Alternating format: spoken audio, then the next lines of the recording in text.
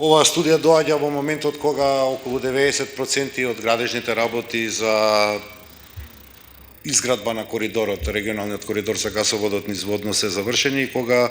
100% од дрвата кои што беа на трасата се пресечени, па може да заклучиме дека освен со помали проблеми, изградбата течеше согласно предвиденото и не се случија поголеми штети. Минатата година, како што сите знаете, во добар дел и во добар период градот беше на спротивставени страни од владата и мер. Баш заради ваквата, да речам, позиција на градот, беа отворени и разговори, договори, преговори со надлежните институции од централен карактер.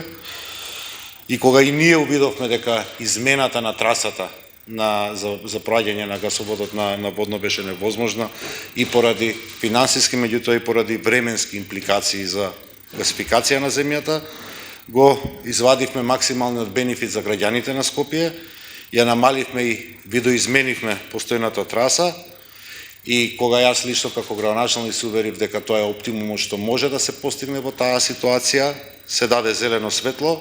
условно кажано на другата страна да може да се изгради гасоводот. Токму поради потребата од постојната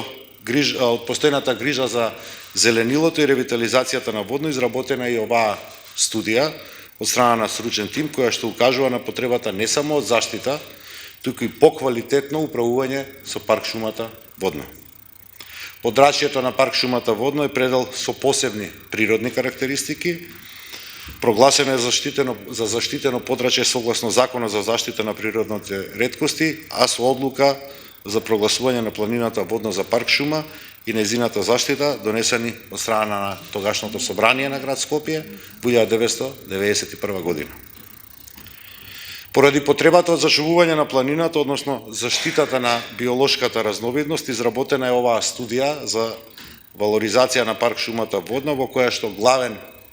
акцент е даден на идентификацијата и валоризацијата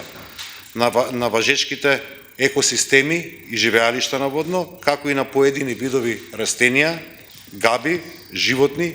и нивна застапеност во меѓународните листи за заштита од биодиверзитетот.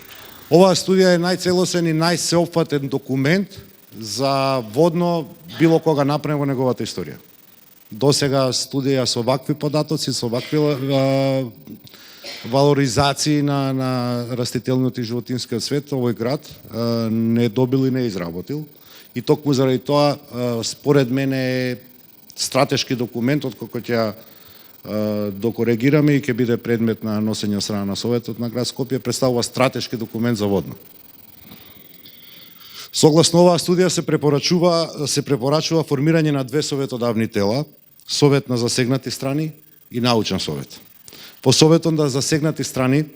предвидуваме да бидат вклучени единиците на локална самоуправа, на чија што територија директно е или од чија што територија директно е засегната заштитата на Водно, Сдружение на граѓани од областа на заштита на животната средина, подрачни единици на органите на државна управа, државни јавни предпријатија и установи кои што вршат дејности и активности на територија на заштитеното подрачје и јавни предпријатија и установи чија што пак дејност е поврзана со заштитата на животната средина и зачувување на парк шумата Водно.